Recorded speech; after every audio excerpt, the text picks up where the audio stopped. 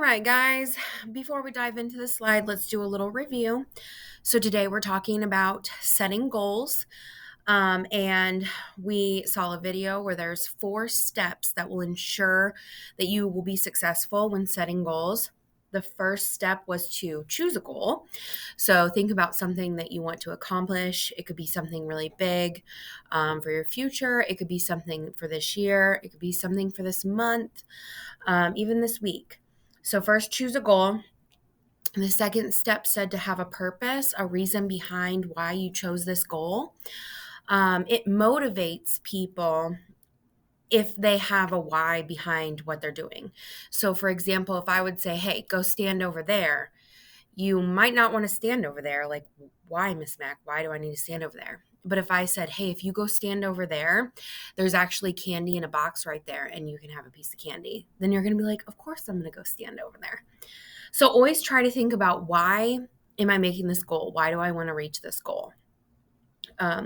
For my book goal, why I want to read 30 books is mostly to get away from the television at night. I feel like it's just kind of hurting my head. It's not good for me. So that's my why. The third step was to break down your goal into smaller steps. You can't just leap from one side of a, mountain to another. You need a bridge. You need to take those small steps to actually get to the other side. If you try to just leap and get your big goal, a lot of times you won't be successful. So the number one thing in my eyes for goal setting is always break it down into smaller steps. That's why I had to think about my books. If I'm going to read 30 in the year, I had to break it down. Well, how many would that be a month? How much would that be a night? And then the last step is to think of all the obstacles that might come up when you're trying to make your goal. And then think of a way to maybe work through that obstacle. So let's look at this slide. This is a question directly from an assessment I gave you at the very beginning of the year. And this question in particular was one that we struggled with at South for 3rd through 5th. So what that means is a lot of kids missed it. However, I feel like after this lesson and after learning a lot about goal setting, you guys will get this one right. So let's just go over it. So it says, I make and reach my goal by, and then it gives you 4 choices. First choice, breaking it into smaller steps. Second choice, I don't make goals. Third choice, quitting when things are hard. Fourth choice, never looking at the steps it takes to reach it. So after everything we've learned, the review I just went over, we know that the first answer is correct. I make and reach goals by breaking it into smaller steps. We've talked about that.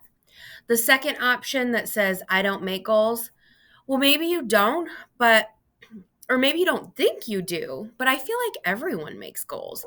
Like even getting up in the morning, I'm going to get up this morning. I'm going to work through this alarm clock. So I feel like we all do make goals, even daily, even by the minute. I'm going to finish. Maybe there's something you don't like a class. I'm going to make it through this class today. Or I'm going to talk to my friend about something important, or whatever. So we do all make goals. The third option was quitting when things are hard. Well, here at South, we talk a lot about perseverance. And we don't quit when things are hard. We keep going. There's a lot of stuff that we deal with in our lives, but we persevere. The fourth option was never looking at the steps it takes to reach it.